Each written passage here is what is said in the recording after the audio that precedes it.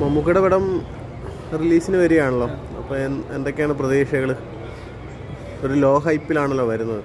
വലിയ എക്സ്പെക്റ്റേഷൻസ് അല്ല, പക്ഷേ പ്രതീക്ഷയുണ്ട്. നമുക്ക് നല്ല മമ്മൂക്ക ഫിലിം എന്ന് പറയുന്നത് മമ്മൂക്ക ലാസ്റ്റ് പിടിച്ചു പോകുന്ന എല്ലാ ട്രാക്കും ടോട്ടലി ഡിഫറെൻ്റ് ആണ്. ആ ഒരു രീതി നോക്കുമ്പോഴത്തേക്ക് എനിക്ക് പടം വർത്തായിരിക്കും, ഹിറ്റായിരിക്കും എന്നുള്ളതിന് ഒരു സംശയമില്ല. ഗൗതം വാസുദേവനാണ് ഡയറക്ടർ. നമ്മളുടെ മൈ ഫേവറേറ്റ് ഡയറക്ടർ എന്നൊക്കെ പറയുന്ന ഒരു കാറ്റഗറിയിൽ വരുന്ന ഗൗതം. അപ്പോൾ പുള്ളി മലയാളത്തിൽ വന്ന മലയാളത്തിൻ്റെ മെഗാസ്റ്റാറിനെ കൊണ്ടൊരു പടം ചെയ്യാന്ന് പറയുമ്പോൾ അതിൽ ഒളിഞ്ഞിരിക്കുന്ന എലമെൻസുകളും സ്ക്രിപ്റ്റിൻ്റെ കണ്ടൻറ്റൊക്കെ ടോട്ടലി ഡിഫറെൻ്റ് ആയിരിക്കും. ട്രെയിലറിൽ നിന്ന് മനസ്സിലാക്കുന്ന ഒരു കോമഡി ജോണർ അല്ലെ ത്രില്ലർ അങ്ങനെ ഒരു ബേസാണ് മനസ്സിലാവുന്നത്.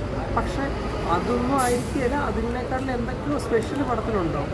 പിന്നെ ഇതിൽ ഗോകുലും മമ്മൂക്ക എന്ന് പറഞ്ഞൊരു കെമിസ്ട്രി കാര്യങ്ങൾ എങ്ങനെയാണെന്ന് അറിയാവുന്ന ഒരു വെയിറ്റിംഗ് ഉണ്ട്.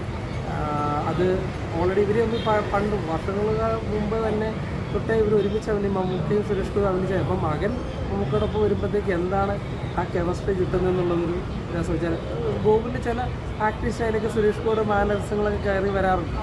അപ്പോൾ അതുപോലെ തന്നെ ഈ പാച്ചുവും അത്ഭുതവിളക്കിൽ അത് ഫഹദ് ഫാസിലിൻ്റെ ഒപ്പം ഞെട്ടിച്ച ഒരു പുള്ളിക്കാരിയുണ്ട്. സോറി, നടിയുടെ പേരറിയില്ല. അസാധ്യ പെർഫോമൻസാണ് പുള്ളിക്കാരി ആ പടത്തിൽ കാഴ്ചവെച്ചേക്കുന്നത്.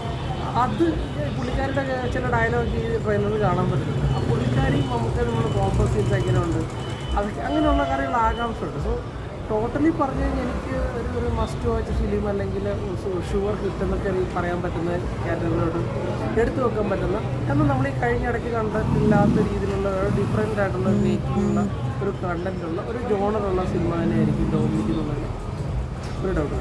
ഇപ്പോൾ മമ്മൂക്ക കമ്പനിയെ സംബന്ധിച്ചിടത്തോളം മമ്മൂക്ക കമ്പനിയുടെ സിനിമകളിൽ ഒരു പ്രൊമോഷൻ അത്രയ്ക്ക് അങ്ങോട്ട് വലിയ റിലീസിന് മുമ്പ് വലിയ പ്രൊമോഷൻ കൊടുക്കാറില്ല.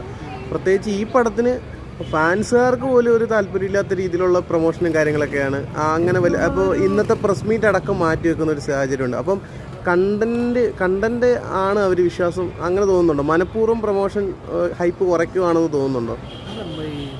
മമ്മൂക്ക എന്ന് പറയുന്ന നടനൊരു പ്രൊമോഷൻ്റെ ഒരു ആവശ്യമില്ല. കാരണം മമ്മൂക്കയുടെ പടം ഇന്ന ദിവസം റിലീസാകുന്നത് തന്നെ ആൾക്കാർക്ക് ഡേറ്റ് അടക്കം അറിയാവുന്നതാണ്.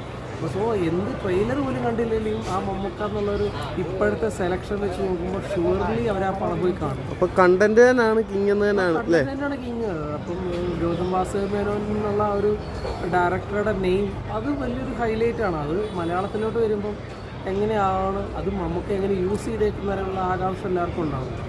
സോ അപ്പോൾ കാണാതിരിക്കുന്ന പ്രേക്ഷകരോട് എന്താ പറയാനുള്ളത്? മസ്റ്റ് വാച്ച് ആയിട്ട് തിയേറ്ററിൽ പോയി ഇരുന്ന് കാണുക.